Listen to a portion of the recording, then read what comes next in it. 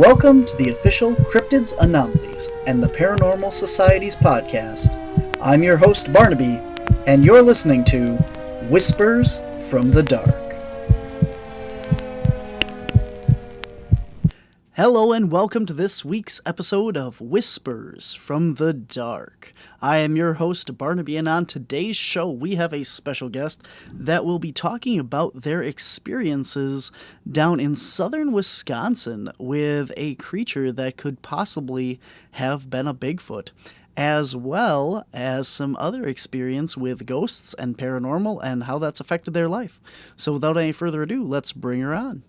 So, why don't you go ahead and tell us as much or a little about yourself as you're comfortable with so we get an idea of who you are. And once you do that, then we can get into your experiences.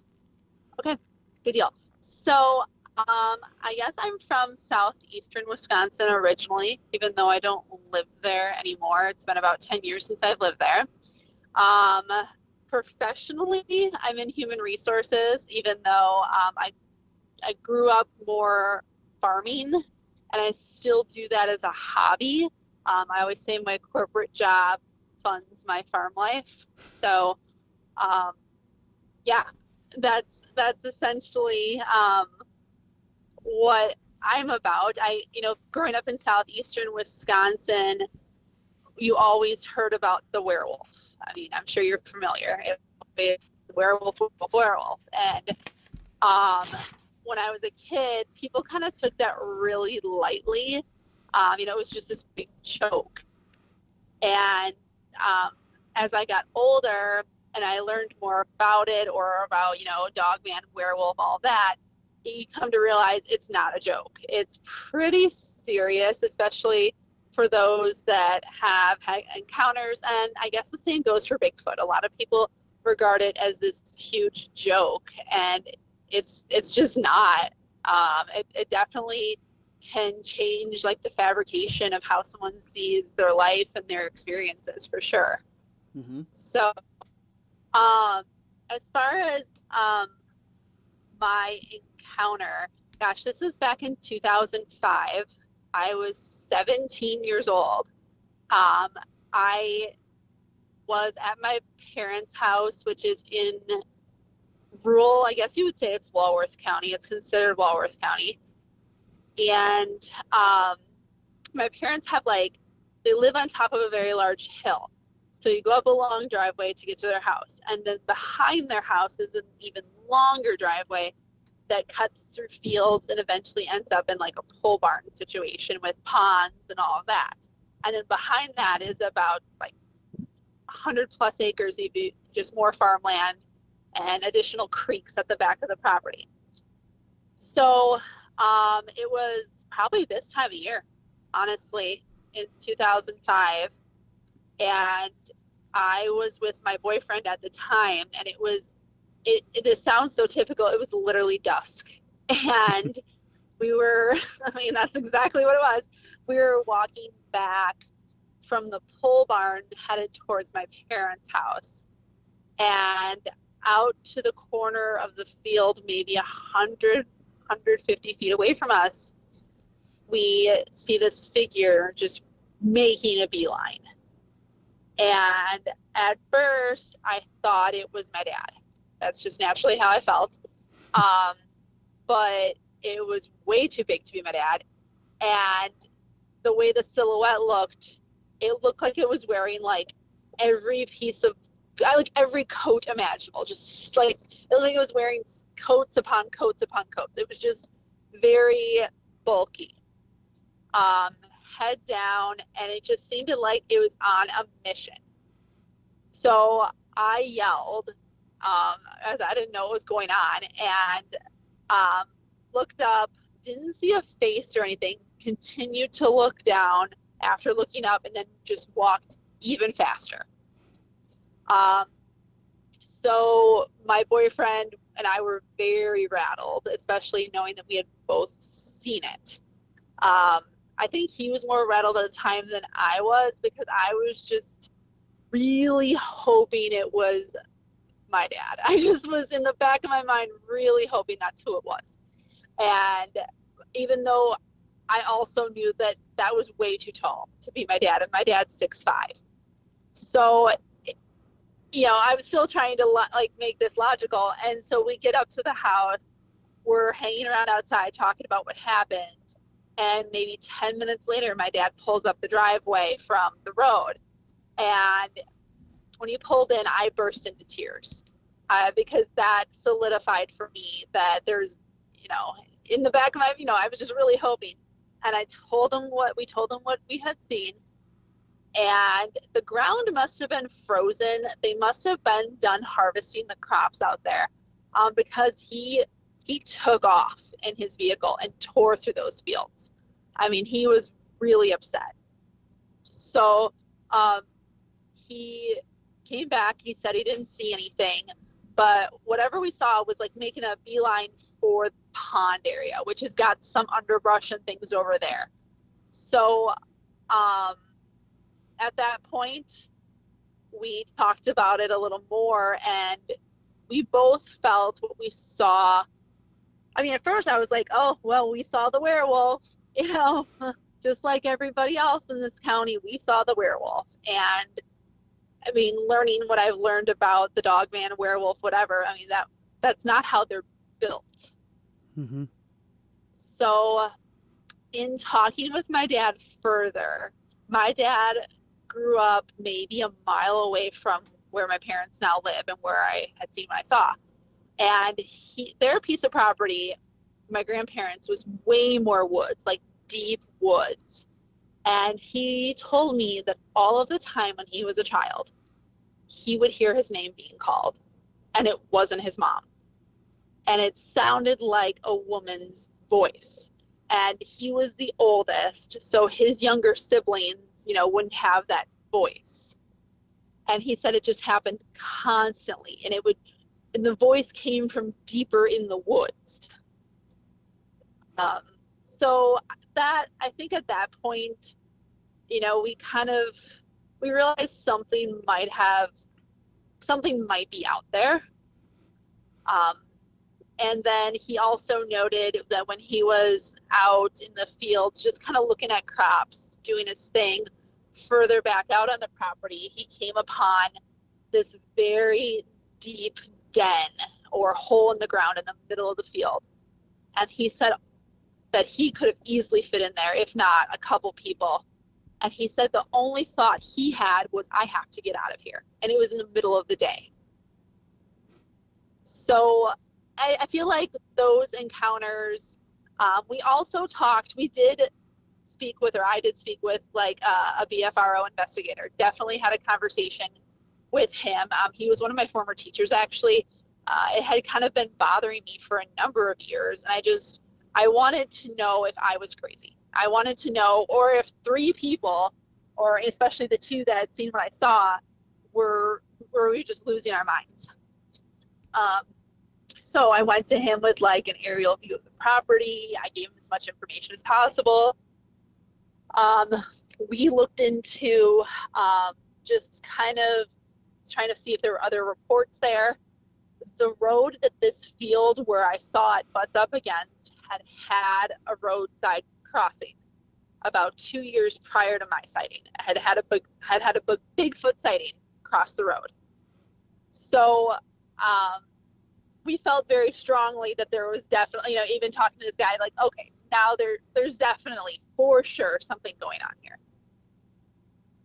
So I feel like that's essentially it. I approached things very differently at my parents' house. Obviously, I was 17. I moved out when I was 18. So very rarely do I go back there. Very rarely, have I ever been there at night or any time of the day similar. And growing up the way I grew up, we were always just beaten to death with this werewolf thing. So I never even thought of Bigfoot as a possibility. And then when talking to the BFRO investigator, he said, no, there's numerous sightings in this area within like a 10-mile radius. He was telling me about a nuisance Bigfoot that was going through the trash of someone he knew. I mean, it was definitely eye-opening for sure. So I guess my second experience, if you're ready for that. Oh yeah. Hey, well, Well, let's Yeah, touch I on had a some little of this if you want. So how far away from you was this creature when you saw it in the field? like 100 and 150 feet. Okay, so pretty close. Um, Yeah, I only know that distance because I remember when we were in school, we would figure out how long a blue whale was, and like that's we would measure it out in the field, and like that's how far away I knew it was. so it's about a So blue whale away. All right, got it. about a blue whale away. Yeah. That's awesome. So you got a pretty good look at this thing. Like you said, it was really bulky. Like it was wearing a lot of coats and Bulky. stuff. Yeah, it was thick, and it for this time of year, I mean, yeah, it was just thick, and it was the thickness was uneven, so I guess definitely resembled hair, Okay. like matted, Okay. Do you remember what color it was at all? Being that it was dusk or a little bit after dusk, it was all dark, so black would be Okay. my, yeah. Did you happen to notice any kind of any more detail of the features, like the face or No, um? I noticed it had a short neck Okay. because it was hard to tell if it was looking down or if it just had such a short neck. But Okay. I would lean more on the had a short neck. Okay. And it was doing the 100% classic stereotypical walk. The arms swinging slightly. I wouldn't say excessive swinging, but it, yeah, the arms were not neatly at its side. Yeah. And it was obviously upright if you thought it was your father at the time, right? Yes, yes. Okay. And it's hard, I mean, just way too tall to be a person. And, I'm used to tall people. I'm a tall person. My father's a tall person. So for me to think something's tall, Yeah. that's a little much. Cool. So when it was walking, how long would you say your whole encounter lasted? Oh, I would say 3 minutes before we ran. Okay. Okay. Yeah. Wow. We watched it. I didn't want to watch it go to the pond area because that's obviously where it was headed. It was headed for the pond. Okay. Did you happen to notice, like, did it look like it saw you guys at all? It did. It Okay. definitely saw us. Okay. Yes. And did it make any kind of noise or gesture or anything of, like No, acknowledgement of you? No? no. It turned a little and then kept walking because I was yelling. Okay. And then, yeah, then it just continued on its way and I freaked out. All right. Well, thank you very much for that. Proceed with your next encounter then, I guess. So I guess my next encounter is definitely not like a sighting. So I do a lot of backpacking. Okay. And this was in the northern Kettle Moraine State Forest. I don't remember which campsite it was. But we were there for a large camp event. And I was awoken in the middle of the night at my campsite, which was closer to the woods, by this insane sound. And I had never heard it before in my entire life. And we're looking, gosh, this is recent. This is 2 years ago. Maybe, so spring of 21. Okay. Yeah, okay, so a year and a half ago. Um, and so I heard this sound, and it was just so intense. And I just also thought, this is the prettiest sound I've ever heard in my life in the woods. I really just was kind of enamored with it. I could not get back to sleep. I didn't know if anyone else heard it. No one had mentioned anything about it. And I thought about that sound for a really long time because honestly, I never got into the Bigfoot thing after what happened. I didn't want to think about it. I didn't want to talk about it. I just don't, it's almost like I didn't want to make it worse. So one day I haul my animals to Southern Illinois quite a bit with a trailer. And I decided I was going to listen to a Bigfoot podcast. That was just what I was going to do. And on the intro to this podcast, there was the sound I had heard. And I then went home and I looked it up. And it was like the whooping or the call or whatever. And 100% spot on every recording I looked at was what I heard. Hmm. So, I mean, obviously not like a face to face or anything like that. I know in doing additional research, like that area is supposed to be kind of a hotbed, the northern Kettle Moraine, kind of Mm-hmm. like, yeah, that area. I can't even think of the towns. um, so So, I mean, I would love to go back, but at this point, I struggle with it's like fear and interest. It's a very strong mix. I Hmm. do not think I would see anything else in my parents near my parents because that land is very slowly being developed. So I don't know, and because it's been so long, I don't think anything would be seen over there. Like I have no interest in going to my parents' house in the middle of the night or putting like buying a thermal camera or going out there. But I think if I were to return to the northern Kettle Moraine, I think that would be more or less worth the trip because I felt almost more rattled by that. But maybe because it's more recent that I still feel like the effects of it. So So there's a lot of different sounds there. Can you kind of describe, like, was it the whoop, like whoop, or no, was it more like the howl, the whoa? no, it was like the whoop, Okay, but so it like was a like shorter, over and over. Yeah, it was over and over again. so like a repeated whoop. Yeah, Okay, I've and it actually just heard that. echoed. Yeah, and it just echoed because in the kettles over that way, it was very echoey. That's really cool. So do you remember like about what time of day that was, or how It was in the long they middle of the night. lasted? It woke me up probably around like 1 in the morning. Okay. And how long? I would say maybe 30 seconds. Enough for me to listen to it and like try to decipher it. Okay. And I mean, I've heard a lot of different sounds in the woods. Like the first time I ever heard a fox, it scared the living daylights out of me. Yes. They're they're weird. That's not what you'd expect a creature with a snout like a dog to sound like. Mm-hmm. So yeah. So I feel like I know my sounds, and then I mean I was when I was driving and listening to that podcast, and I heard what I had heard. I about crashed my car. I mean I could not believe it.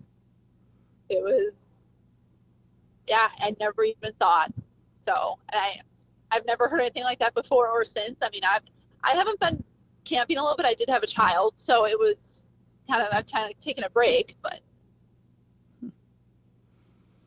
Cool. So how would you say like these two experiences have like changed you? Like, are you more interested in Bigfoot? Like, are you doing research now on it? Like, are you still listening to podcasts or stuff? Or do you feel like this is something that's kind of more traumatic? Like, you don't know what's out there? the first one when I was 17 was very traumatic. Hmm. Um, because I felt like that's where I grew up. That's where you're supposed to feel safe. And granted, I didn't have the best childhood, but it's to some degree. There was supposed to be like a haven there. Um, I do feel talking with the BFRO investigator made it worse. Hmm. I felt after I spoke with him, it was actually two people I spoke with. I felt like they were like looking at the property, like, oh, this is where they bed down for sure. I bet this is where they bed, and they were just like they just kind of escalate, like put like additional thoughts in my head that I had never thought of before. Hmm. Um, yeah, because after that happened, there just wasn't an interest. Maybe I should have sought closure. I don't have closure. I'll never have closure. Maybe I'll have closure if I see one actually like face to face, like 10 feet away from me. But definitely a fear. I I hike sometimes at night, and I'm quite vigilant about that. I didn't if it's in my immediate memory, like, oh wait, this happened, then I definitely am very vigilant. As far as the whoops I heard, I I'd be fine going back there, not alone. Um, Generally, the people I hike with, we hike in bear country up north quite a bit, so generally someone has like a side pistol on them.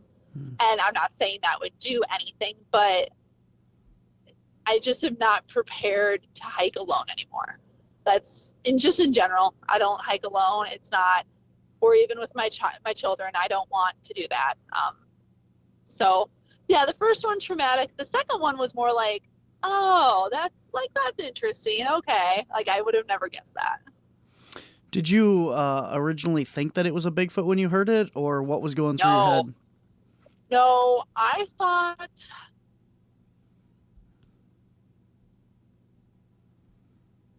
I don't know what I thought. I thought, like, obviously animal, yes, but I would have never guessed that's what I heard. And then when I looked it up, I mean, every recording I hit, it was like spot on. And then I realized, just Google whatever, that is, quite the area for Bigfoot. A lot of Hmm. people go there. And, but also, so is the area that my initial sighting was. So, because that area is near the southern kettle moraine, maybe 10 minutes away. And, um, same, the roadside crossing that was reported like 2 years before I saw what I saw. So I've learned also that that area can be a little dense as well. So But you never, like maybe when you were growing up out there and stuff, obviously if you're not, outside and stuff listening and that, but you don't remember any other kind of like noises or anything growing up out there that maybe you couldn't explain? any any time I ever heard a noise that growing up, I plugged my ears. I Okay. did not want to hear. I was very scared of wildlife. Okay. So if it happened, I wouldn't know because anytime I heard the faintest coyote, bird, anything at night, I was terrified. So I just did not. Yeah. So I don't even know. It's very odd for both of my parents to be kind of accepting of, oh, that's probably what's out there. My mom has never expressed any encounters, even though there's a very strong rumor where she grew up that there was one spotted on her parents' farm. But when we talk about it, she gets very uncomfortable and she's like, I just hope it doesn't hurt me. Or, Hmm. this was like 10 years ago we were even talking about it. So we haven't talked about it recently. That's her big thing is I just hope nothing happens to me. Do you think it's going to hurt me? Hmm. And so, I mean, my parents are very, like, they don't care about ghosts or things or aliens or things like that. They want what's tangible to them, especially my father. And I mean, it's very disturbing for me to hear that my dad was getting his name called deep into the woods as a child. Hmm. I mean, that's very troubling. So, and I have two siblings and we've never talked about it with them. We just didn't come up with them. So, You said your dad took off out into the field after this, right after you told him about it. Do you yes, know like what was going through his head? Did obviously if he'd had these encounters growing up and stuff, do you think he knew what it was or had seen it before? I really believe he had seen it before because, and he doesn't remember saying this, but I remember as a small child, he came home one night out of the field and was very upset. And I remember him telling my mom, just don't tell them. Just don't tell the kids what I saw. And he will deny it for days and days. Oh no, that didn't happen. And so I think what he was trying to do is he was trying to find it. Um, kind of like a decades long thing where, we all need closure. And maybe Hmm. that's what he was looking for. Um, him and I both read, after this, we both read the book about the Beast of Bray Road. Hmm. So, or maybe it was right before, but it was like right around that time. We both read it um, together, and which was unusual. So yeah, I think he was definitely trying to see what I saw, and or some sort of protection of his family. I mean, yeah, we were all teenagers, but um, yeah, it's just natural. Like if there was a bear, I think anyone would run off and do the same thing too. Like, where the Hmm. heck is it? What is it? Now the property where you said he was having his name called, that was his parents' property, not the one where this Correct, happened. Yeah. correct. But Okay. it's about a mile away. Okay. There's like a gravel pit in between the two properties. Okay. Yeah. Wow. And no one in my family owns where he grew up anymore. So Okay. Wow. Yeah, a lot of what you said, that rings true with a lot of the other encounters and that a lot of the Bigfoot sightings and stuff, when you really start digging into it, you hear those stories of, something in the woods calling your name or your pet's name or your children's name and stuff like that. Yeah. And whether that's connected to Bigfoot or not, that's something that you do hear a lot of these stories of people experiencing. So that really doesn't surprise me, but that's a very, you know, unsettling thing to have heard. Right. And so the situation I'm in right now is my child's father absolutely refuses to move out into the country. And I rent a farm out in the country myself. And, I'm always like, oh, I wish we lived out there. But a part of me is kind of happy that I don't have small children roaming around really. Hmm. Even though I live about 2 hours away from where I grew up, part of me is just, it feels a little bit safer in town. Hmm. Yeah, it was, especially when like there's a lot of heavy grass near where I saw this that no one cultivates or plants or anything, that it's just kind of left to grow, and it's very thick, it's very tall. We call it the island. And for, the BFR investigator, people are like, oh, that's probably where it beds down. I'm like, yeah, because it would be able to see the house, the Hmm. barns, everything. It's a very good vantage point. I mean, it was just knowing what I know about, like, or hearing what I've heard about Bigfoot, it's all starting to make sense. And I definitely don't want it to make sense. I don't want it to be that. I want it to be, I mean, definitely don't want it to be a werewolf or Dogman. That's worse. Yeah. But no, thank you. um, so it just kind of, I always say it changed how I looked at my childhood. Like, oh, was I playing outside and being watched? Hmm. Or, especially because the corn, I mean, our house, corn grew thick around our house. Like our yard butted up exactly to cornfields. Um, so it just like, and, as a child, I'm always like, okay, I was a very skittish child. Was I skid? And I always thought saw something out the corner of my eye when I was a kid. Like, okay, was I just a kid with a heavy imagination, or or was something happening? And it just makes me question a lot of things for sure. Definitely. There's just something about corn. Like, I remember walking out on a hike for caps here, and we're walking down this road in the middle of the woods, and I kind of lost track of where I was, and I looked up, and now we had walked out of the woods and we were walking next to a cornfield. And for whatever reason, that cornfield creeped me out more than the woods did that we had been walking through. Yeah, I was raised on a grain farm, so I'm Hmm. well aware of, like, it's just grain. But I never liked it when a tall crop was planted near the house. They would rotate the crops. The soybeans, fine, did not care. Hmm. But corn, it just really bugged me because, I mean, that's acres and acres of essentially, yeah, maybe you can get lost in it. Maybe that was my deal, but yeah, it's just unsettling. Um, It's a that's what it it's a boils lot down to. thicker than woods too, as well. Like woods, you can kind of see into, you can shine a flashlight into and see for a distance, but Yeah, the corn is just so thick and dense that anything could be 2 feet in there, and you'd never know. So. yeah, you'd have no idea. Correct, for sure. It's just like I said, it just kind of changed the fabric of how I saw my childhood. Um, I if I ever saw one again, I think that I think, okay, either it would severely traumatize me or Mhm. it'd bring me closure. I don't know. Um, I was hiking at Devil's Lake with a friend in the dark like a year ago, and those boulders at Devil's Lake, I thought I saw one sitting on top of a boulder. And I screamed bloody murder, and she's like, "What is wrong?" I'm like, "Oh, nothing." Not like when I realized it was just my mind.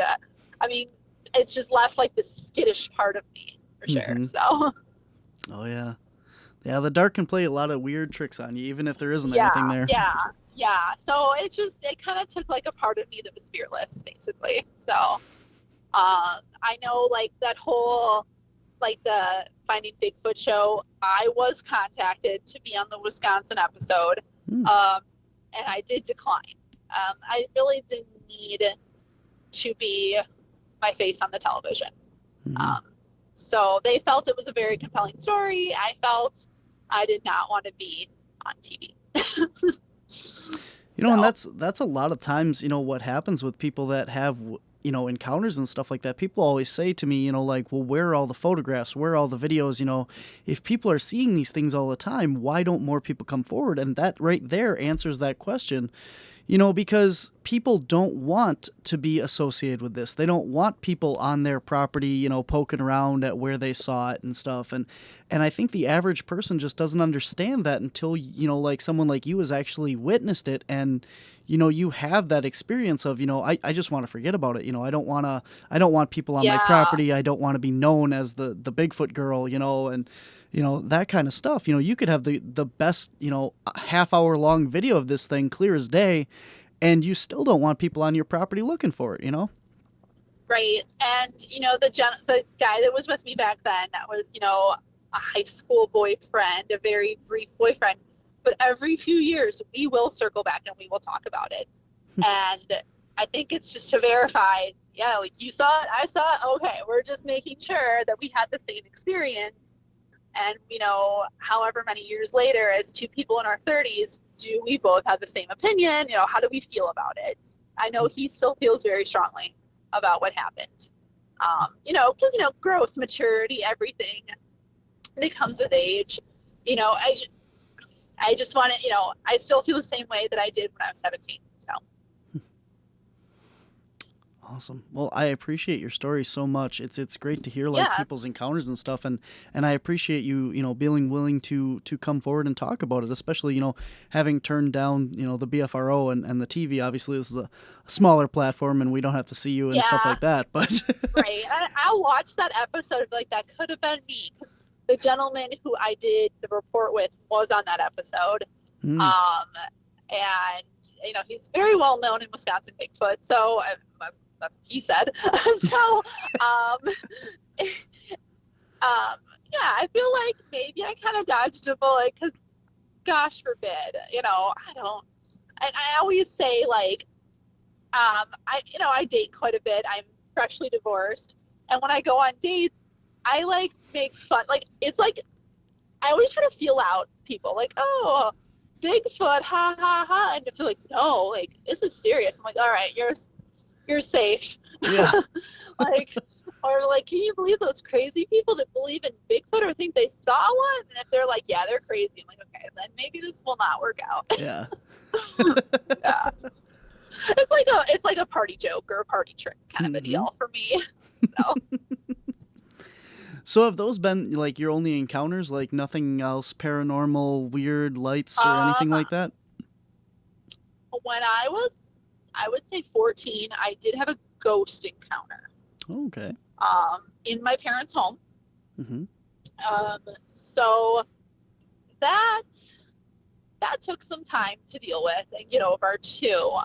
What happened was it was a cold night.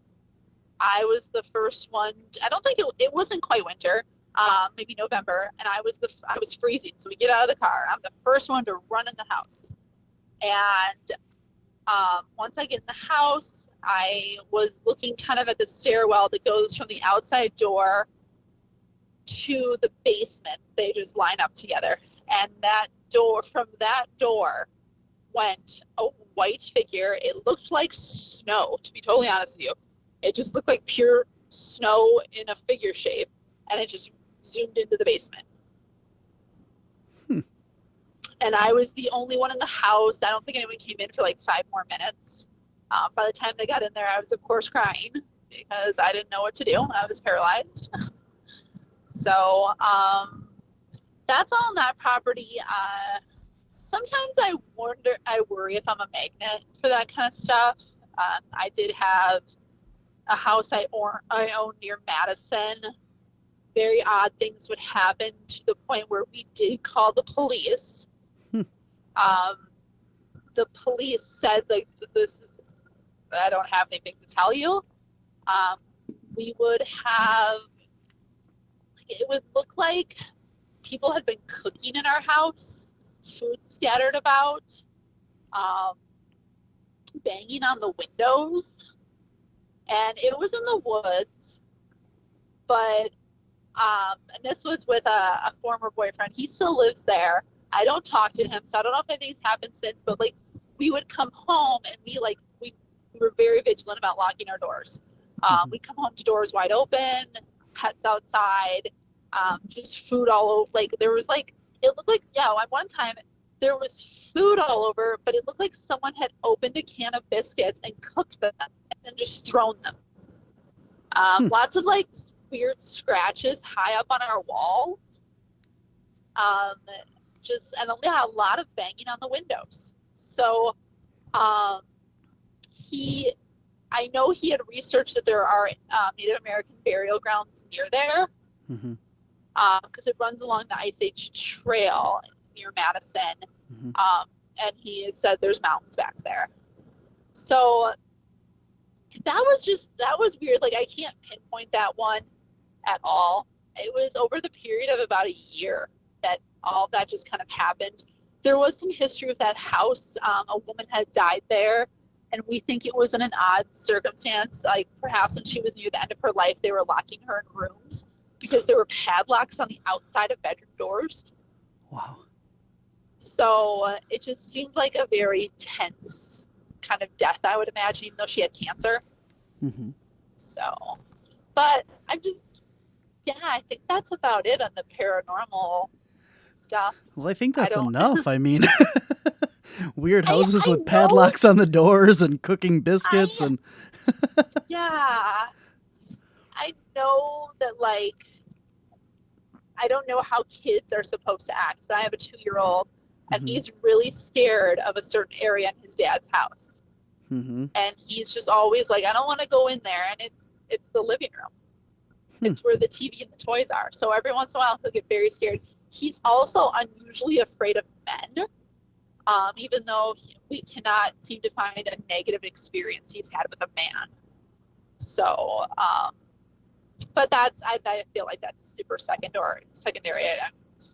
He's probably not seeing things. It's Hmm. just, or maybe it's my energy. It's just he's feeding off his mother's whatever it is. So Well, I feel like, with the amount of cases and stuff that we've handled and that, it seems like people who have had one experience in their life, it seems like that tends to open up their mind to being receptive to the thought of other things.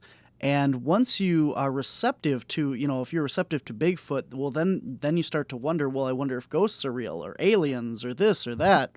right, And right, being obviously, I've heard the stories, growing up of the Beast of Bray Road, Dogman, and stuff like that. You seem like you're already perceptive and or receptive to that kind of stuff, so it makes sense that then you would be able to start picking up these other things, and it just kind of snowballs that now that you can see and experience this and you're not second guessing yourself that this actually did happen, that you would be able to have more and more of these experiences throughout your life. yeah.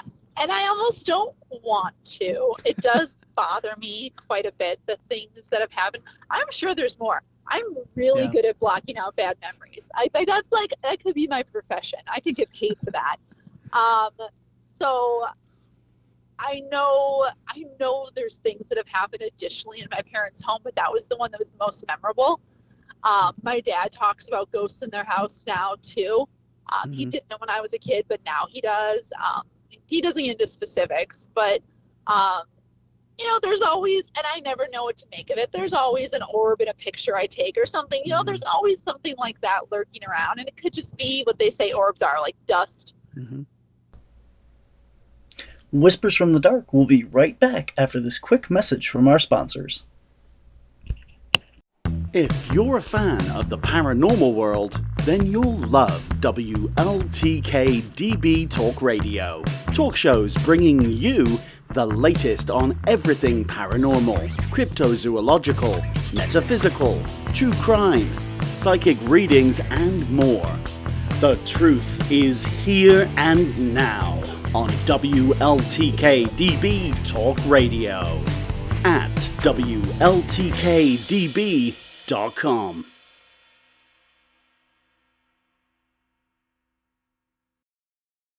So what I was saying was like I've never wanted this to happen. I've never wanted to be receptive. I feel like it's just always lurking. Like stuff like this is I feel like it's just going to happen to me, and I don't want it to. Hmm. Yeah. It's understandable. I So mean, some people seek it out, and some people, it depends on your experience. If, you know, I, I don't know. I don't know what I'm trying to say here, but like no, some people it just makes sense. don't want to experience it. Like they're just not comfortable with it, Right. or have had that traumatic encounter, and once is enough. I think I think the whole Dogman werewolf thing. I don't know. Excuse me. I don't know the last time there's been a sighting. I guess I don't look into it because to me, that is absolutely horrifically terrifying. I said in the beginning, it's not a joke. It Mhm. isn't. I mean, you just cannot mess with that stuff.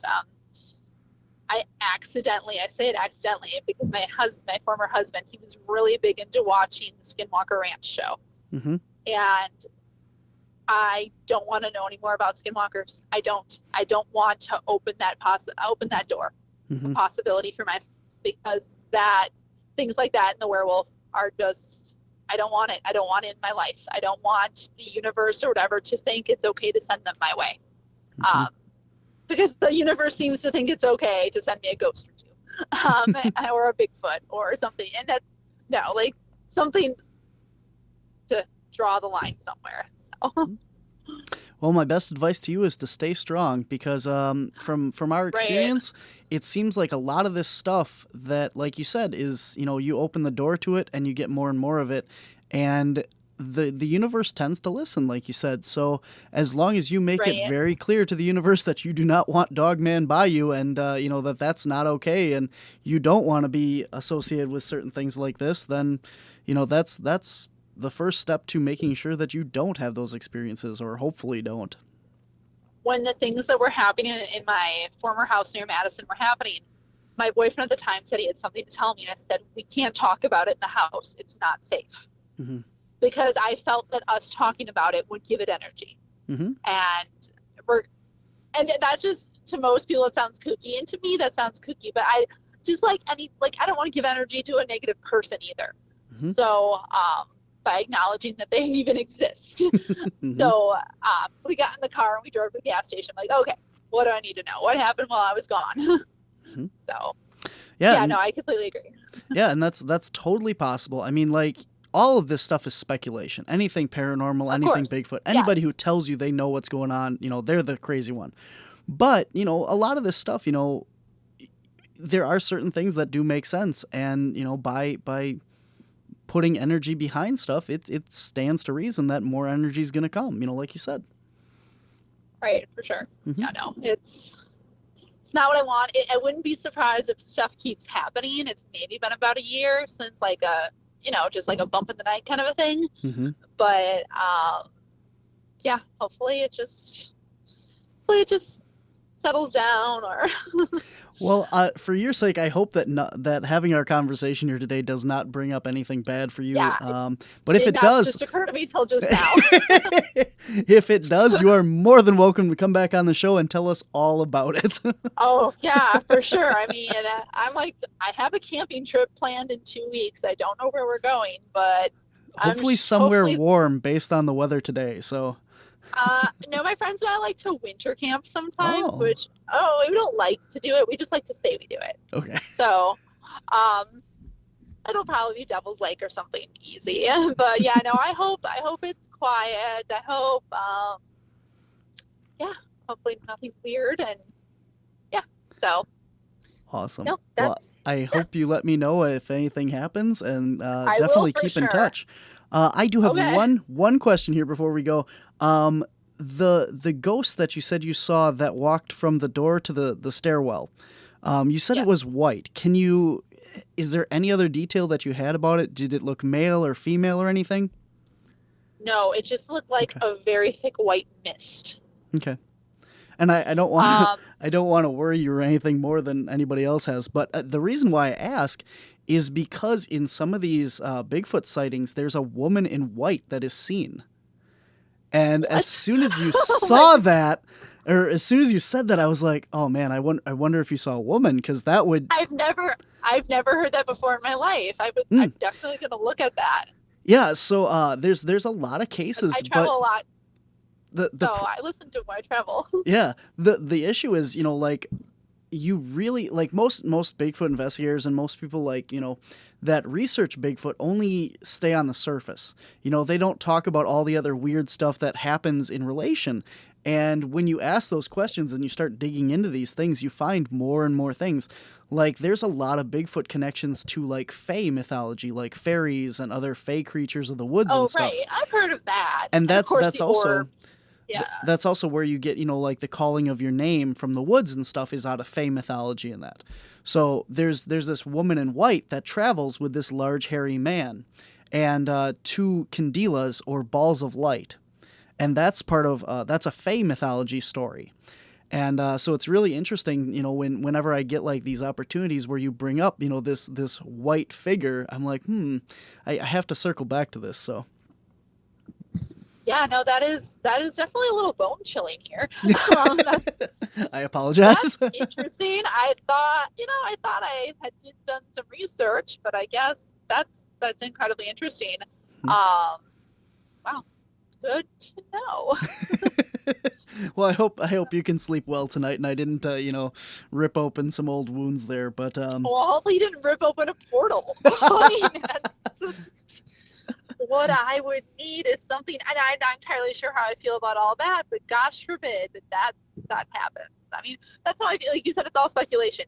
oh yeah, And I'm, yep, yeah. So everything is speculation, but let's hope what's speculated doesn't happen, or yeah, So yep. yeah. And like a lot of the times, like some of that stuff, with the balls of light or Bigfoot and all that stuff, we can't say that it's all connected. If you're out in the woods, looking for Bigfoot and all of a sudden this, gnome walks out on the trail in front of you, is the gnome related to Bigfoot? No, he's completely his own thing, possibly. And now all of a sudden, well, you're trying to connect it because you're out there looking for Bigfoot. It's all circumstantial, but I didn't know the gnomes were a thing. I didn't know people saw gnomes. yeah, I didn't know this yep, happened. yep. I never, maybe I don't look at paranormal stuff enough. I had no clue. Oh yeah, yep. There's Like in Wisconsin? well, Chicago area. We recently had Chris Fleming on the show, and Chris Fleming is a famous TV medium, psychic, and stuff. And he's actually seen a gnome in his own house. He was in the bathroom talking to Dave Schrader on the phone, and a gnome walked into the doorway and stared at him, and then Chris Fleming screamed and then took off, and the gnome ran away.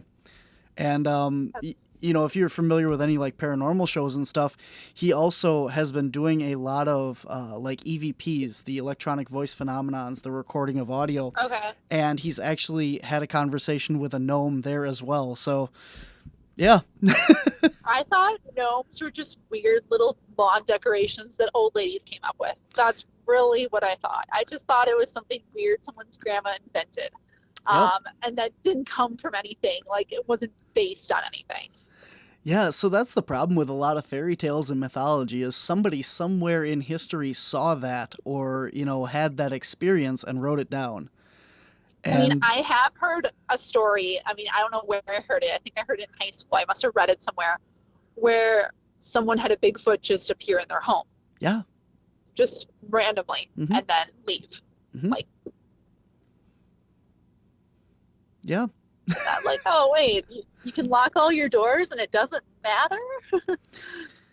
Yeah. Oh well. Oh, that's a whole nother story. That's a whole nother ball of wax I'm of that. sure So it is. Well, it feels like there's a lot of balls of wax. Or yes, balls of wax. So those are called rabbit holes, and the more that you go down them, the yeah, more right. that you And hear I and do. see and feel, and yeah. No, the only rabbit hole I am in right now is the whole hidden history thing where Ah. um that I guess it never had occurred to me like, oh wait, we haven't been told everything about history. Hmm. Like some of those areas are well protected by whoever, whatever. Like someone controls the narrative on history. Like as a 34-year-old person, I didn't realize like, wait, because obviously that makes sense. Like we only are told what we want or they want us to know. So Mm. If you'd like to go yeah, that's down my that current. rabbit hole, I highly suggest Robert Kreider. He does he's an archaeologist, and he goes Okay. down a lot of stuff of the history of the United States, even of the Right. Celtics and stuff that came over here way before. They had these huge boats that the Roman Empire destroyed, and when they destroyed them, they actually stranded a whole bunch of Europeans over in the United States well before the Vikings or Christopher Columbus or Okay. anybody else was here. So he's got a Interesting. lot of old history that he's uncovered Yeah. and stuff. So Yeah. Well, definitely some good, like, I don't know, reading podcasts. Like I said, I travel about weekly, about 6 hours to Minnesota every nice. week for work. So, yeah, good to know. Thank you. Yeah, definitely check out Robert Kreider. Hopefully we will have him on one of our shows coming up here soon. So hopefully you can check that out. But he is definitely an interesting guy. So Yeah. Yeah, for sure. Mhm. Good deal. All right. Well, I will let you get back to your driving. Safe travels, and hopefully Yes. you do not have any new wormholes or rabbit holes opened up. And No, I feed my livestock in pitch black. And that would be just what I need is something feasting on them too. I didn't even think about that. So, all right, good deal. Thank you so much. thank you very much. You have a great day. Yes. Yes. Bye. Thanks for listening to this week's episode of Whispers from the Dark. To find out more about cryptids, anomalies, and the Paranormal Society, visit us at our website at wisconsincaps.com. That's wisconsincaps.com. There you can find links to all of our social media: Facebook, YouTube, Twitter, Instagram, TikTok, and our Patreon. You will see links to our online store as well, where you can get t-shirts, DVDs, and more. If you click on the public events page, you can find out where you can meet us in person and all the public events we have coming up. If you enjoy our podcast or our YouTube shows, please consider becoming a Patreon at patreon.com/WisconsinCaps. There you can find behind-the-scenes pictures and videos from all of our media, as well as bonus footage and evidence that we have collected. If you have encountered something you can't explain, we want to hear from you. Visit our website and click on Submit a Report on our main screen. You can choose to leave your contact information or simply remain anonymous. You can also reach us via email at wisconsincaps@gmail.com. If you would like to be a guest on our show, please contact us on our Whispers from the Dark podcast page on Facebook, or send us an email at wisconsincaps.com. Remember to like, share, and subscribe wherever you listen or watch or find us.